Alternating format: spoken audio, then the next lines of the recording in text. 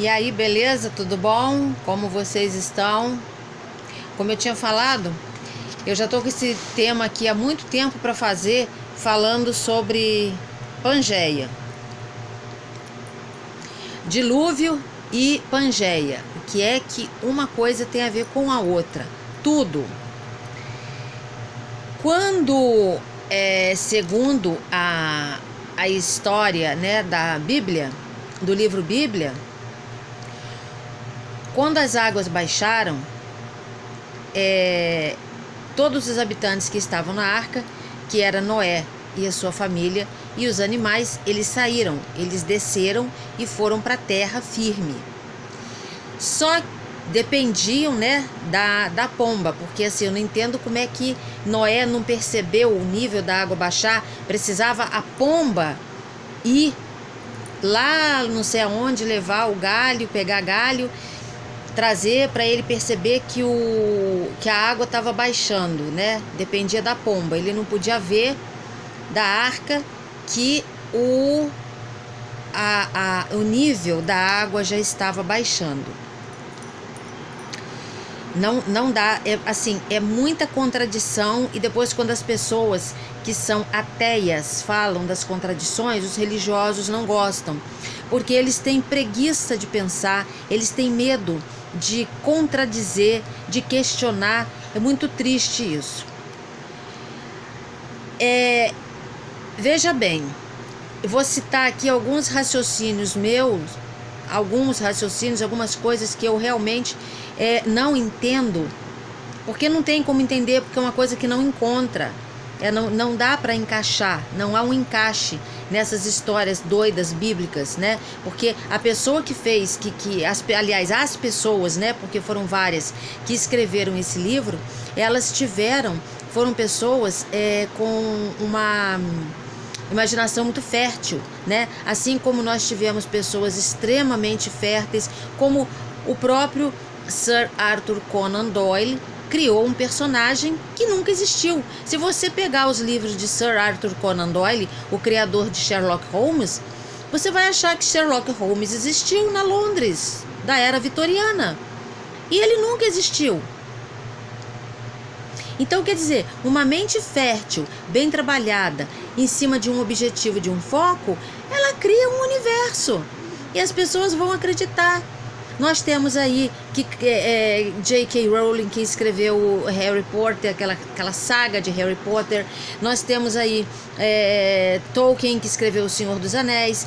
Nós temos Crônicas de Nárnia, que são universos assim, totalmente, tudo ali se encaixa muito mais sendo histórias do que na tal da Bíblia. Porque cada um foi fazendo de um jeito, cada um fez de um jeito. Então você veja, nós temos lá no capítulo 8, na Gênesis capítulo 8, versículo 18, veja bem, então saiu Noé e seus filhos, e sua mulher, e as mulheres de seus filhos com ele. Eram as únicas pessoas ali que, segundo a própria Bíblia, foi escolhida por Deus, Noé, que levou lá 100 anos construindo a arca, né? Então, assim, achou que só ele ali que tinha aquela moral, aquela conduta para poder fazer aquele trabalho. Pegar a arca, construir e enfiar os animais lá dentro e se proteger ali com a família dele. Ele, esposa, filhos e as esposas dos filhos. Foram as únicas pessoas que entraram. Não entrou mais ninguém. Ninguém. Nem o melhor amigo de Noé, nem um primo da mulher dele, nada, ninguém. Aí eles saem. Então, quer dizer, só existiam esses seres humanos. Então, a partir do momento que eles saíram de dentro da arca, que a água baixou, que eles começaram a viver em terra firme, né? Vamos colocar assim. Aquilo ali, o que aconteceu? A partir do momento que houve o dilúvio, isso daí é a forma que eu enxergo, né? É a forma que eu percebo. A partir do momento que houve o dilúvio, toda a descendência de Adão e Eva, ela foi extinta. Não ficou ninguém, só ficou Noé e a família dele. Então, a partir dali, nós somos descendência de Adão e Eva ou nós somos descendência de Noé? Nós somos descendência de incesto, porque foi o que aconteceu. Ali aconteceu o incesto, claro que aconteceu. Noé tinha a esposa dele, tinha lá a vida íntima dele com a esposa, e os filhos com as suas esposas. Mas e esses filhos aqui? Como é que foi? Foi irmão com irmã, filho com tio, com sobrinha? Foi uma confusão danada? Então nós somos irmãos em Cristo ou somos irmãos na suruba, no incesto que veio depois ali da arca? O que é que nós somos? Escreveram e não pararam para pensar na barbaridade que estavam escrevendo. Porque se pelo menos tivessem incluído mais um casal que não fosse de consanguíneo com Noé ou com a esposa, essa parte aí não podia falar, não podia ser citada. Mas não. Ali teve incesto, sim. Então o que acontece? Nós não somos irmãos em Cristo, nós somos irmãos em suruba. Claro que se isso aqui fosse uma coisa verdadeira, óbvio, né? Eu tô falando, focando se fosse verdade, porque vocês não enxergam isso, vocês não veem isso, vocês têm medo, têm preguiça de pensar, têm preguiça de tirar o lacre do cérebro e pensar. Aí vem outro absurdo, no versículo 19, todo animal, todo réptil, toda ave e tudo que se move sobre a terra, conforme as suas famílias, saiu para fora da arca. Aí eu pergunto, e o que se move embaixo? Minhocas, por exemplo, larvas. Como é que foi feito isso? Peixe. Porque um dilúvio mata peixe, tsunami mata peixe. Aonde que foram parar aqui as minhocas e os peixes? Aí vem no versículo 20.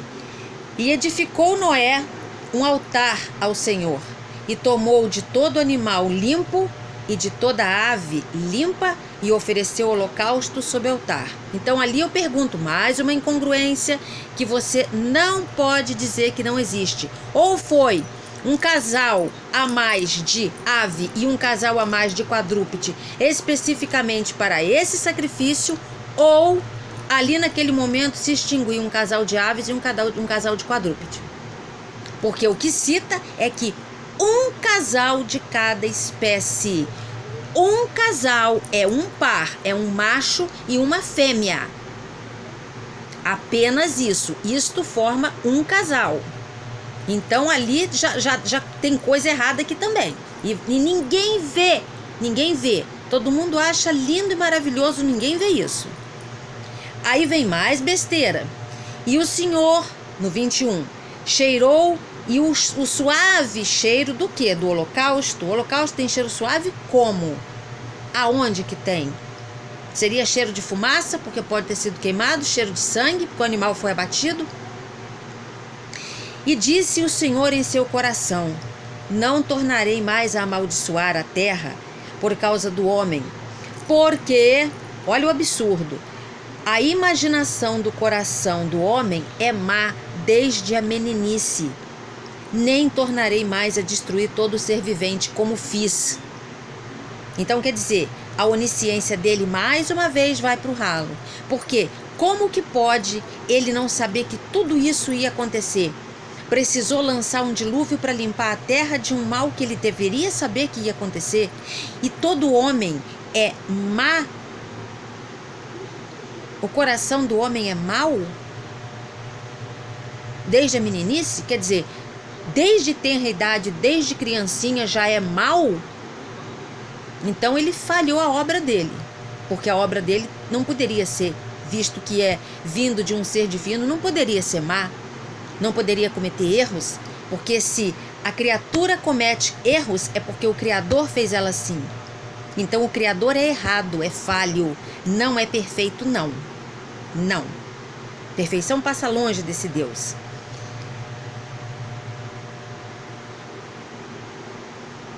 Aí é que entra a história da Pangeia. Como é que a Terra se dividiu após esse dilúvio? Então, o que acontece? Diz na Bíblia, no capítulo 8, fala que no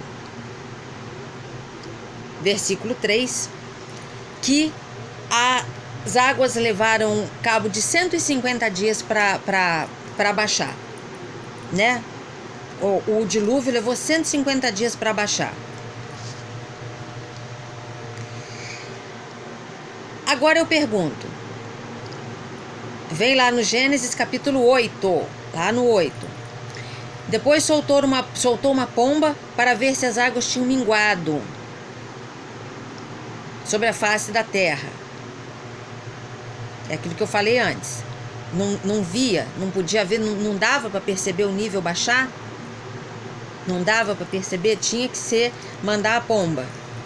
Tinha que mandar a pomba.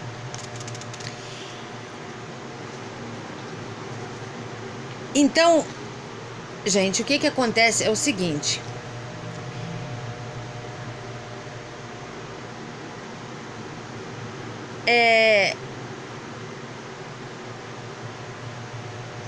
Quando,